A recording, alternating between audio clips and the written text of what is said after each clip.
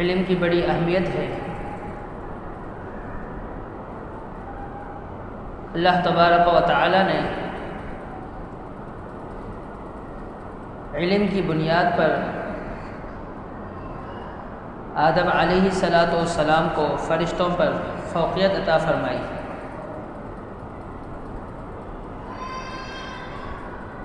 اللہ تبارک و تعالی نے جب آدم علیہ السلام کی تخلیق کا ارادہ فرمایا،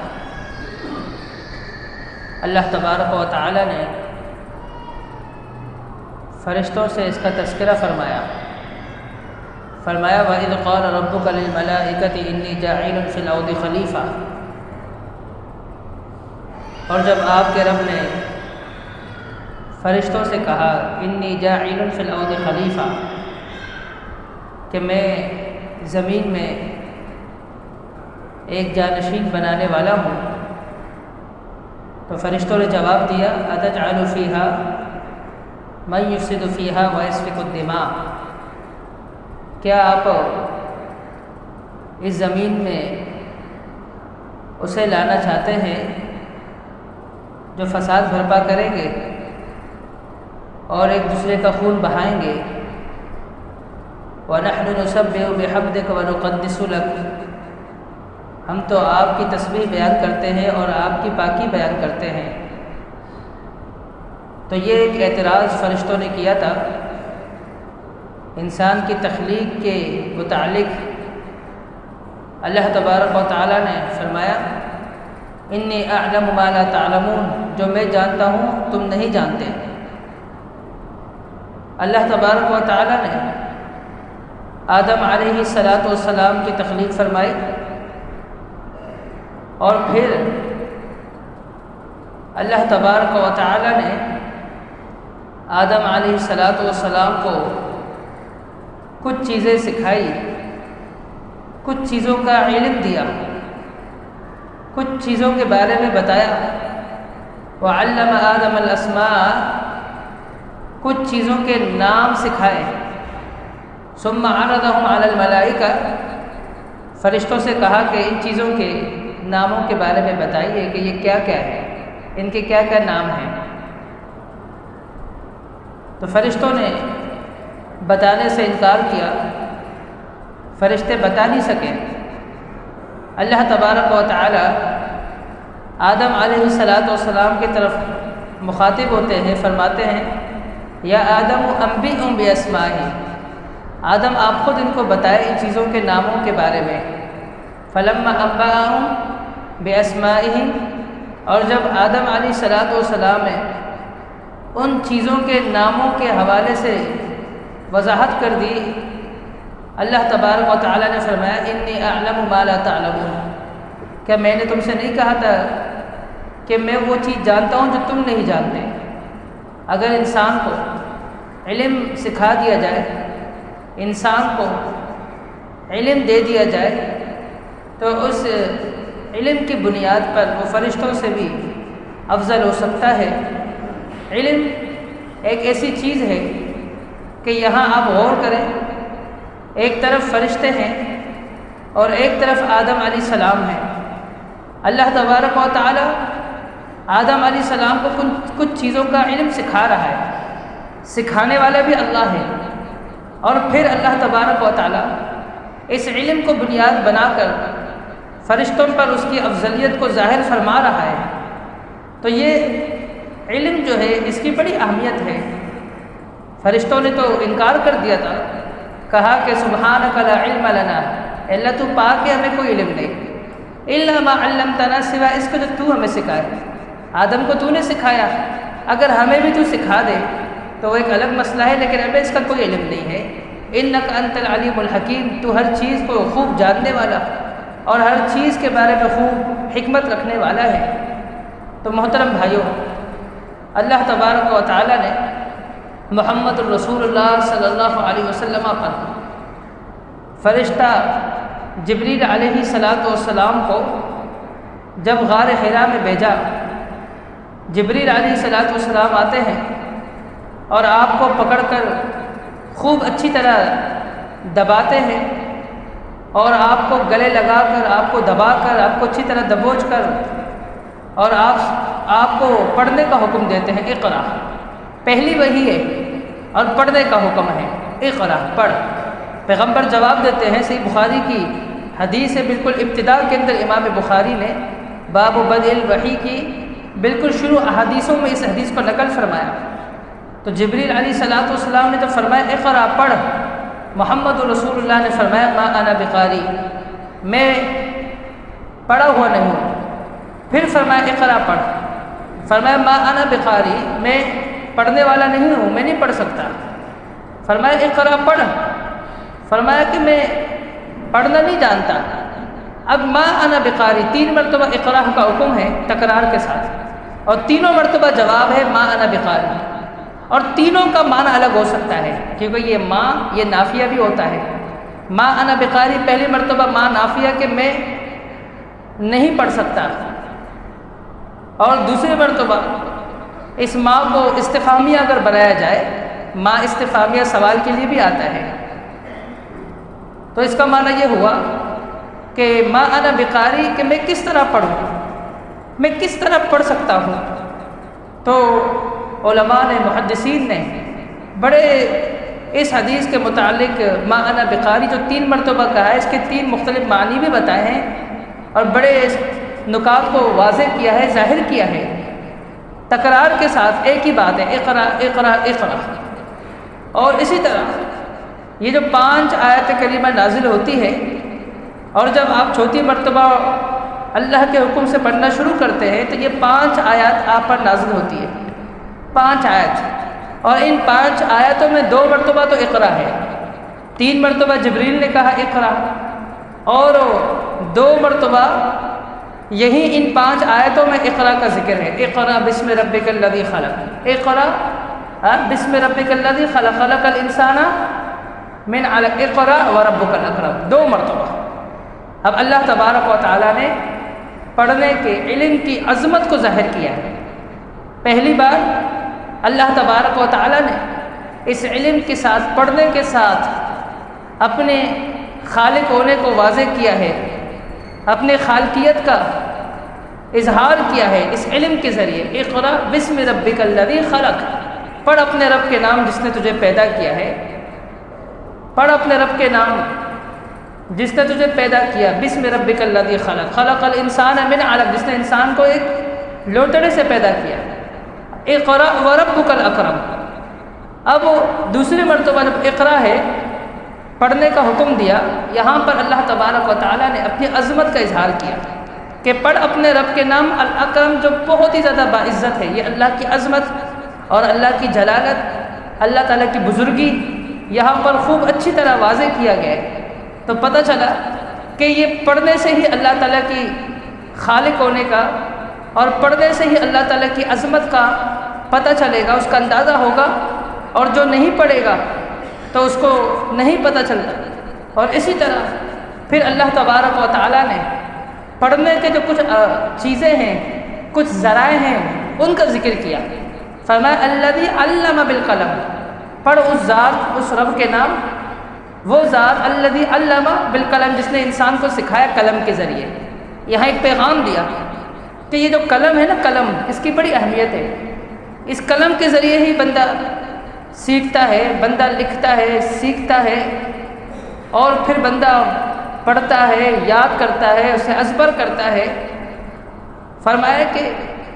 اللہ نے انسان کو علم الانسان ما لم یعلم، وہ چیزیں سکھائے، ان چیزوں کا علم دیا کہ اس سے پہلے انسان اس کے بارے میں جانتا ہی نہیں تھا،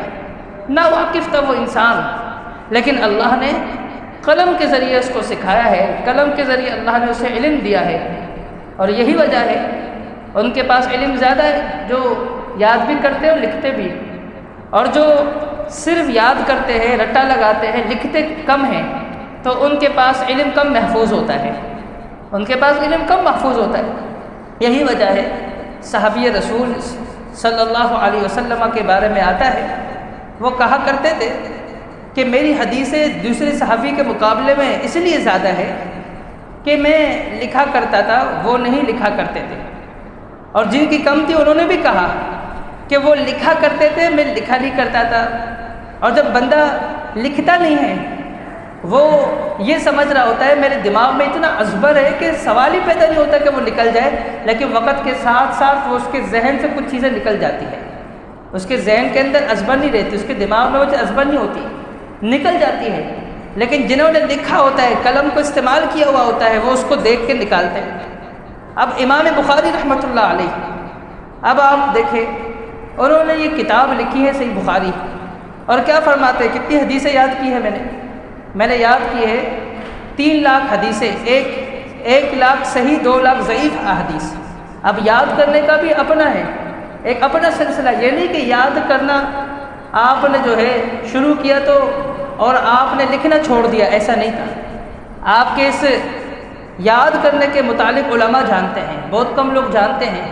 آپ میں سے شاید کچھ ایسے لوگ ہو جنہوں نے ابھی ہی سنا ہوگا کہ امام بخاری کو اتنی احادیث یاد تھی، جن میں سے صحیح 1 لاکھ اور ضعیف 2 لاکھ. لیکن ہر مسلمان، ہر بندہ وہ امام بخاری کی جو لکھی ہوئی کتاب ہے نا اس سے ضرور واقف ہے. اس نے صحیح بخاری کا نام ضرور سنا ہوگا، اس نے صحیح بخاری کا نام کہیں نہ کہیں پر پڑھا ہوگا. اب جو اس کی یادداشت ہے اس کے بارے میں کم جانتے ہیں، کم واقف ہے. لیکن جو اس نے قلم کے ذریعے علم کو محفوظ کیا ہے، تو اس قلم کے ذریعے جو انہوں نے کتاب تصنیف کی ہے، تو اس کی کتاب کے متعلق اس کی شہرت ہوئی ہے، اور اس کے اس کتاب کے متعلق اس کو دنیا جانتی ہے. تو اسی وجہ سے فرمایا الذی علم بالقلم، کہ وہ ذات جس نے انسان کو تعلیم دی، انسان کو سکھایا قلم کے ذریعے. جو جتنی قلم کو استعمال کرے گا، وہ بیٹھے گا، وہ کسی اہم مجلس کے اندر بیٹھ کر وہ نکات کو نوٹ کرے گا، وہ لکھے گا، وہ اتنا ہی زیادہ اس کے اندر نکھار پیدا ہوگا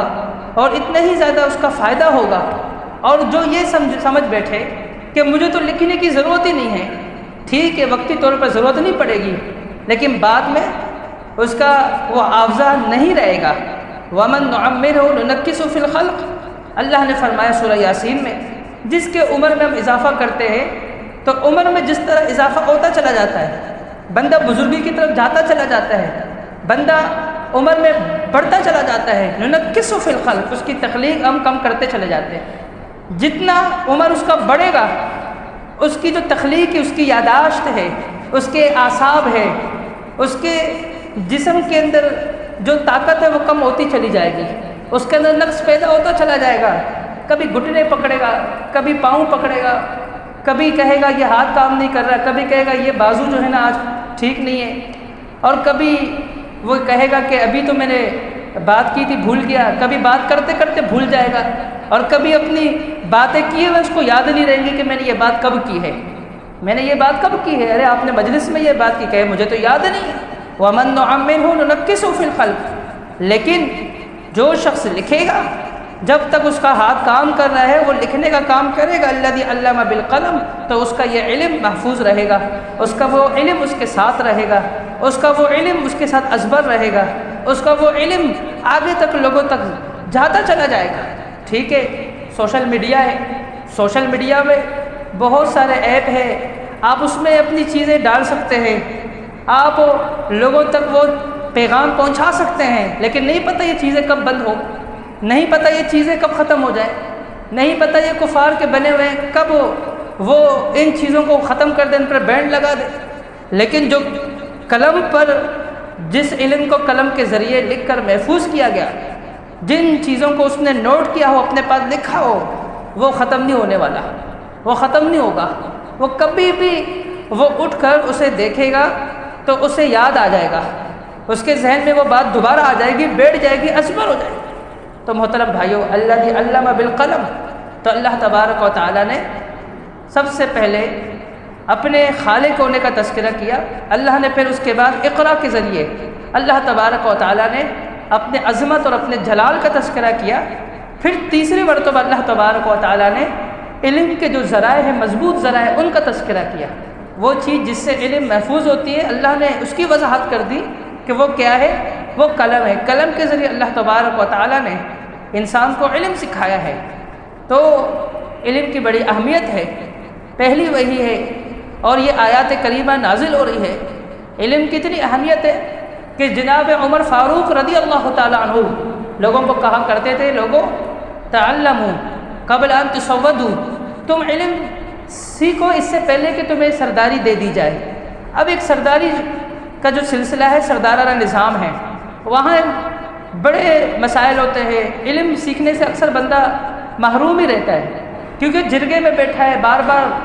مختلف قبائل کے سردار، مختلف قسم کے لوگ آ رہے ہیں، ان کے مسائل ہوتے ہیں، وہ سننے ہوتے ہیں، ان کو حل کرنا ہوتا ہے۔ تو اسی لیے فرمایا کہ جب تم سردار بن جاؤ، تمہیں سرداری مل جائے اور تم علم سیکھ نہ سکو، تو فرمایا کہ تعلموا قبل ان تسودوا، تمہیں سرداری مل جائے اس سے پہلے تم پھر علم حاصل کر لو۔ امام بخاری رحمۃ اللہ علیہ صحیح بخاری کے اندر وہ احادیث بعد میں نقل کرتے ہیں، پہلے وہ اس کے متعلق وہ اپنی ایک تحریر لکھتے ہیں۔ وہ کیا کہتے ہیں کہ تم علم حاصل کرو بعد ان تسودوا، اس کے بعد کہ تمہیں سرداری مل جائے، کہ سرداری اگر مل گئی اس کے بعد بھی تمہیں علم حاصل کرنا پڑے گا، کیونکہ اب تو تمہارا مقام بڑھ گیا ہے،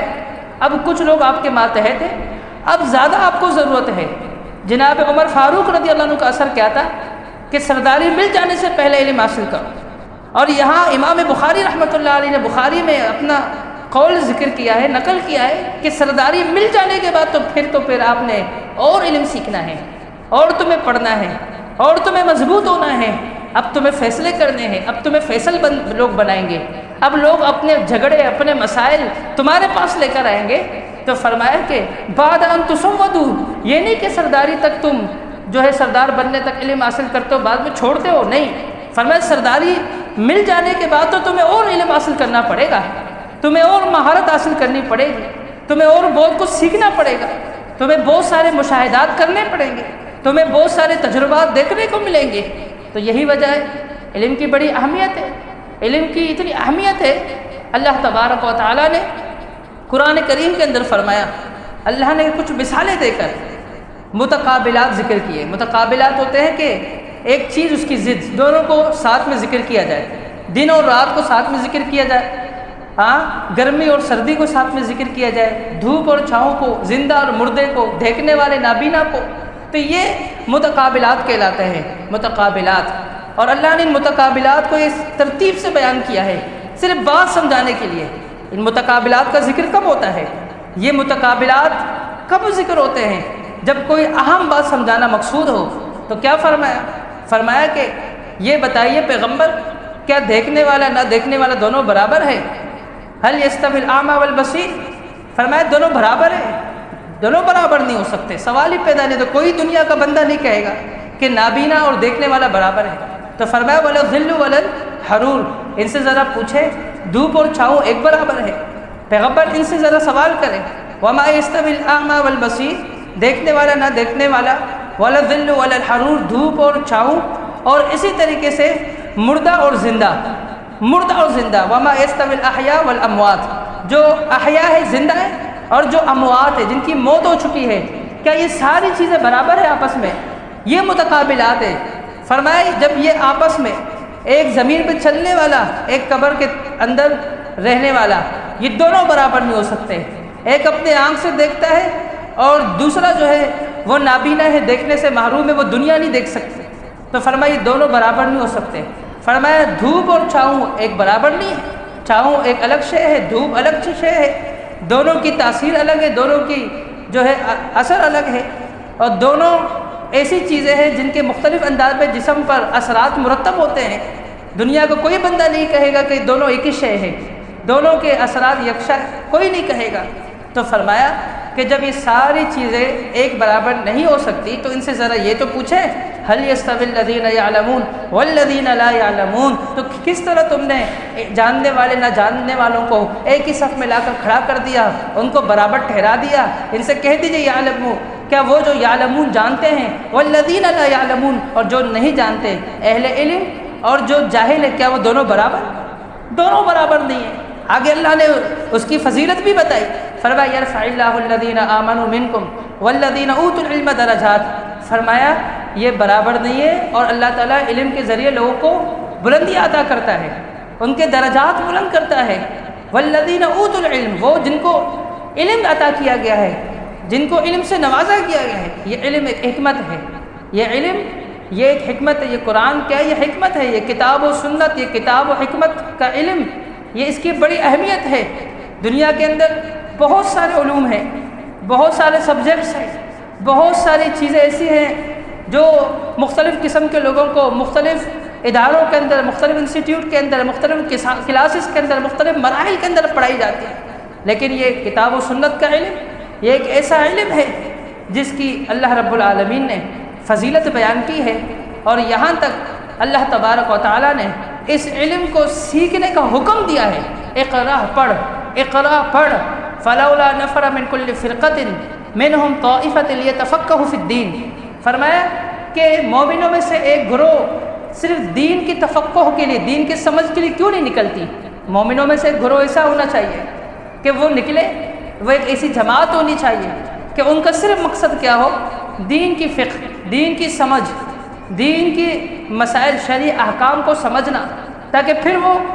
دوسرے لوگ جنہوں نے نہیں سیکھا، وہ دوسرے جماعتیں جنہوں نے دین کی علم سے وہ ناواقف رہیں، تاکہ پھر وہ ان کے مسائل حل کریں، تاکہ وہ جن کو شرعی مسائل بتا سکے، تاکہ جب وہ شرعی مسائل ان کے پاس لے کر آئیں تو یہ ان کا حل نکال سکے۔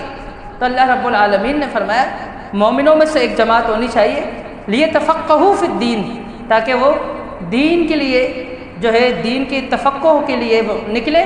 اور وہاں اس کو سیکھے، اس کو پڑھے، اس کو سمجھے اور اس کی بڑی اہمیت بتائیے۔ فرمایا یؤتی الحکمۃ من یشاء ومن یؤت الحکمۃ فقد اوتی خیرا کثیرا، فرمایا جس کو یہ حکمت سے نوازا گیا، کتاب و سنت کا علم یہ حکمت ہے، فرمایا جس کو اس سے نوازا گیا، فرمایا کہ فقد اوتی خیرا کثیرا، اسے خیر کثیر سے جو ہے نواز دیا گیا ہے۔ ہم پڑھتے ہیں انا اعطیناک الکوثر، اللہ نے فرمایا پیغمبر ہم نے آپ کو خیر کثیر سے نوازا ہے، ہم نے آپ کو کوثر، بعض نے کہا کہ یہ مشتق کثیر سے، تو اس کا ترجمہ اس لیے یوں کرتے ہیں کہ ہم نے آپ کو خیر کثیر سے ہم نے آپ کو نوازا ہے۔ ہاں اگر کوثر کا ترجمہ کوثر سے ہی کرے کہ آب کوثر، اس سے مراد لیں کہ اے پیغمبر ہم نے آپ کو عطا کی آب کوثر۔ اب کوثر کثیر سے مشتق، تو اس کا معنی اس میں آب کوثر بھی آ جاتی ہے کہ صرف کوثر اگر ہم اس کا معنی کرتے تو پھر یہ کوثر تک محدود ہوتا ہے، لیکن کوثر سمیت دیگر بہت سارے خیر کثیر سے ہم نے آپ کو نوازا ہے، یہ اس کا ترجمہ، یہ اس کی تشریح سب سے بہترین ہے، اور یہ کوثر کثیر سے مشتق ہونا یہ سب سے زیادہ بہترین ہے، یہ قول مفسرین نے اس کی وضاحت کی ہے۔ تو اسی طرح فرمایا فقط اوتی خیرا کثیرا، کہ جس کو اس علم سے نوازا گیا تو اس کو خیر کثیر سے نوازا گیا ہے، یقیناً اسے بہت زیادہ علم دیا گیا ہے۔ تو اللہ تبارک و تعالیٰ نے اس کی فضیلت بیان کی۔ محمد الرسول اللہ صلی اللہ علیہ وسلم نے کیا فرمایا؟ من یرد اللہ بہ خیرا یفقہہ فی الدین، اللہ رب العالمین جس سے خیر کا ارادہ رکھتا ہے نا، اسے دین کی تفقہ دیتا ہے، دین کی سمجھ عطا کرتا ہے، اس کو دین کی سمجھ حاصل ہوتی ہے، اس کو توحید کا پتہ چلتا ہے، اسے شرعی مسائل کا پتہ چلتا ہے، اسے دین کے قریب آنے کا اللہ رب العالمین موقع دیتا ہے، وہ کتاب و سنت کو پڑھتا ہے، مسائل کی جانچ پڑتال کرتا ہے، علماء کی صحبت اختیار کرتا ہے، طالب علم رہتا ہے، ایک ایسا وقت آتا ہے کہ وہ بھی علماء کے صف میں داخل ہو جاتا ہے۔ تو یہ جو علم ہے اس کی بڑی فضیلت ہے، اس کی اتنی فضیلت ہے، رسول اللہ صلی اللہ علیہ وسلم نے فرمایا طلب العلم فریضۃ علی کل مسلم، ہر مسلم پر اس علم حاصل کرنا فرض ہے۔ اب لوگ جو تھوڑے سیکولر قسم کے ہیں وہ کہتے ہیں کہ یہاں علم ہے، یہاں دین کا لفظ نہیں ہے، طلب العلم فریضۃ علی کل مسلم، تو کہتے ہیں یہ بھی سارے علم ہے، جو بھی کوئی علم حاصل کرے چاہے وہ دین کا ہو نہ ہو، وہ سارے علم مراد ہے۔ اگر ایسا ہو تو پھر ڈاکٹر بننا سب پر واجب ہونا چاہیے۔ کوئی کہے گا دنیا کا کوئی بندہ سے کہ ڈاکٹر بننا سب پر واجب ہے، سب پر فرض ہے، کوئی کہے گا کہ انجینئر بننا سب پر فرض ہے، کوئی کہے گا کہ حکیم بننا سب پر فرض ہے، کوئی نہیں کہے گا۔ تو پتہ چلا کہ جو علم فرض ہے تو فریضۃ علی کل مسلم، اس سے مراد جو ہے دین کا علم ہے۔ رسول اللہ صلی اللہ علیہ وسلم نے فرمایا من سلک طریقا یلتمس فیہ علما سہل اللہ لہ طریقا الی الجنہ، فرمایا جو بندہ اپنے گھر سے نکل رہا ہوتا ہے اپنے سادہ لباس میں، اپنے کتابیں لے کر وہ جا رہا ہے ایک ادارے کی طرف، ایک مدرسے کی طرف، صرف پڑھنے کے لیے، دین کا علم سیکھنے کے لیے، فرمایا در حقیقت تو یہ ہے کہ اللہ رب العالمین اس کو جنت کے راستے کی طرف اس کو چلا رہا ہے۔ تو جو علم کے اصول کے لیے نکلتا ہے، علم کے طلب کے لیے نکلتا ہے، اللہ رب العالمین اس کے لیے جنت کا راستہ آسان فرما دیتا ہے۔ یہ جنت کے راستے کی طرف چل رہا ہے، اور یہی وجہ ہے رسول اللہ صلی اللہ علیہ وسلم نے کیا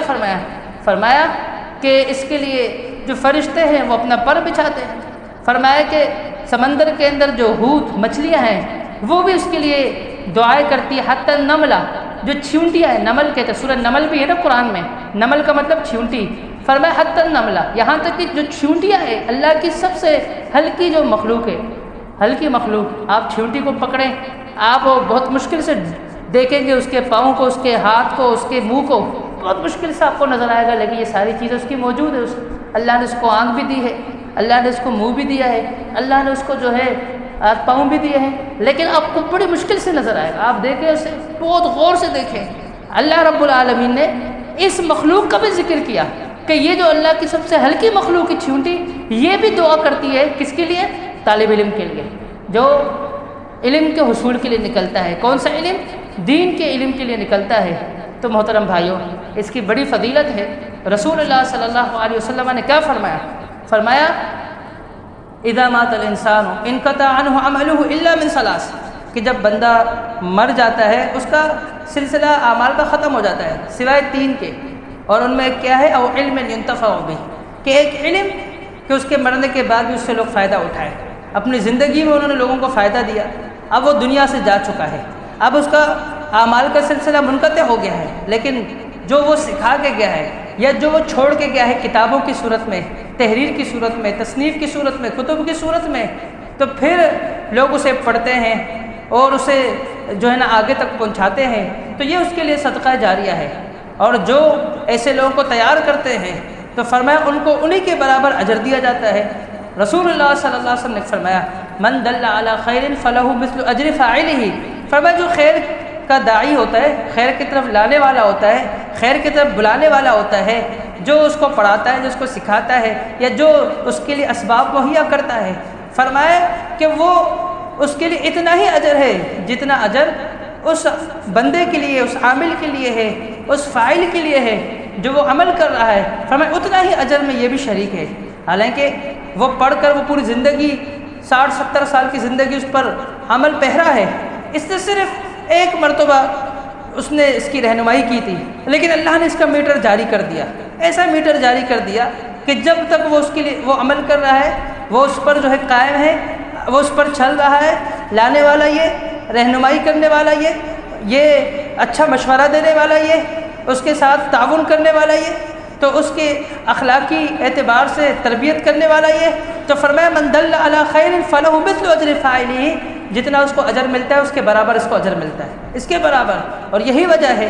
رسول اللہ صلی اللہ علیہ وسلم نے کیا فرمایا؟ حضرت علی رضی اللہ عنہ کو فرمایا علی اگر لو ان رجلا واحدا، ایک آدمی، صرف ایک آدمی آپ کی دعوت سے متاثر ہو جائے اور وہ اس طرف آ جائے، اس طرف چل پڑے، فرمایا خیر لک من حمر النعم، فرمایا آپ کے لیے سرخ اونٹوں سے بہتر ہے، سرخ اونٹوں سے آپ کے لیے وہ کہیں گنا زیادہ بہتر ہے۔ اب اس وقت سرخ اونٹ اس کی بڑی اہمیت تھی،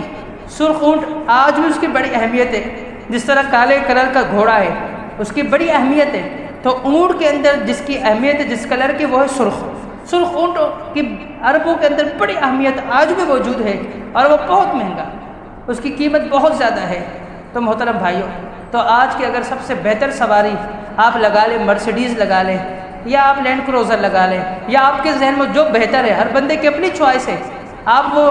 ذہن کے اندر رکھ کے پھر آپ باہر نکلیں، اور باہر آپ روڈ پر چلتے ہوئے روڈ پر غور کریں، کتنی دیر بعد کوئی بندہ گزرے گا، بمشکل اس کے پاس یہ گاڑی ہوگی، بہت ساری گاڑیاں گزر رہی ہوگی، مزدے ہیں، رکشے ہیں، بائکیں ہیں،